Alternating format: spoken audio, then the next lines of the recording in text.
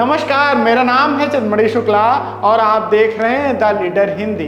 देश में इन दिनों जनसंख्या को लेकर काफ़ी बहस चल रही। लगभग सभी लोग इस बात को स्वीकार कर रहे हैं कि देश में आबादी नियंत्रित होनी चाहिए, लेकिन हमारे देश में कोई भी मुद्दा हो वो वर्गों में ना बटे तो सियासत कैसे होगी। यही कारण है कि जनसंख्या का मुद्दा भी वर्गों के हिसाब से देखा जा रहा है। हम ये सब इसलिए कह रहे हैं क्योंकि इसके पहले उत्तर प्रदेश के मुख्यमंत्री योगी आदित्यनाथ ने एक बयान दिया है जिसे आपको जरूर सुनना चाहिए। जब हम परिवार नियोजन की बात और जनसंख्या स्त्रीकरण की बात करते हैं तो हमें इस बात को ध्यान में रखना होगा कि जनसंख्या नियंत्रण का कार्यक्रम सफलतापूर्वक आगे बढ़े, लेकिन जनसांख्यिकी असंतुलन की स्थिति भी न पैदा होने पाए।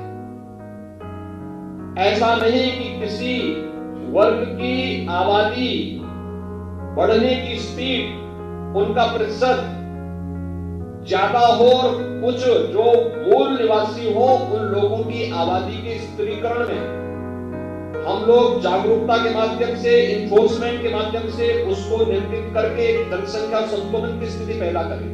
वहीं बीजेपी नेता और पूर्व केंद्रीय मंत्री मुख्तार अब्बास नकवी ने अपने ट्वीट में कहा, बेतहाशा जनसंख्या विस्फोट किसी मजहब की नहीं, मुल्क की मुसीबत है। इसे जाति धर्म से जोड़ना जायज नहीं है। कई लोग मुख्तार अब्बास नकवी की इस टिप्पणी को योगी आदित्यनाथ के बयान के विरोध में देख रहे हैं, लेकिन राजनीति से हटकर इस गंभीर विषय पर बात जरूर करनी चाहिए। संयुक्त राष्ट्र की रिपोर्ट के अनुसार अगले साल भारत की जनसंख्या चीन के आगे निकल जाएगी। नवंबर 2022 में दुनिया की आबादी 8 अरब हो जाएगी। यूएन की एक रिपोर्ट के अनुसार 1950 के बाद वैश्विक आबादी सबसे धीमी गति से बढ़ रही है। 2020 में 1% की गिरावट आई थी। संयुक्त राष्ट्र के अनुमान के मुताबिक 2030 तक दुनिया की आबादी 8.5 अरब हो जाएगी और 2050 में 9.7 अरब। अमेरिका के प्यू रिसर्च सेंटर की एक स्टडी में पता चला है कि भारत में सभी धार्मिक समूहों की प्रजनन दर में काफ़ी कमी आई है। नतीजा ये रहा है कि साल 1951 से लेकर अब तक देश की धार्मिक आबादी और ढांचे में मामूली अंतर ही आया है। भारत में सबसे ज़्यादा जनसंख्या वाले हिंदू और मुसलमान देश की कुल आबादी के 94% हिस्सा हैं, यानी दोनों धर्मों के लोगों की जनसंख्या करीब 120 करोड़ है। ईसाई, सिख, बौद्ध और जैन धर्मों के अनुयायी भारतीय जनसंख्या का 6% हिस्सा हैं।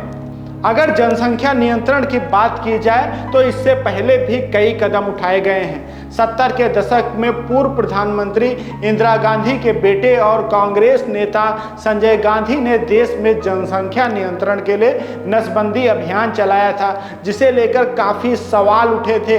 प्रधानमंत्री इंदिरा गांधी ने 1975 में आपातकाल लागू किया तो उनके बेटे संजय गांधी ने जनसंख्या वृद्धि को रोकने के लिए कई बड़े कदम उठाए और बड़े पैमाने पर नसबंदी अभियान चलाया था। सरकार और पुलिस अधिकारियों के लिए नसबंदी का कोटा तय कर दिया गया था कि कम से कम इतने लोगों की नसबंदी होनी ही चाहिए। नतीजा ये रहा कि गांव हो या शहर, हर जगह लोगों की जबरन नसबंदी की खबरें आई। एक साल के भीतर ही लगभग 62 लाख लोगों की नसबंदी की गई थी।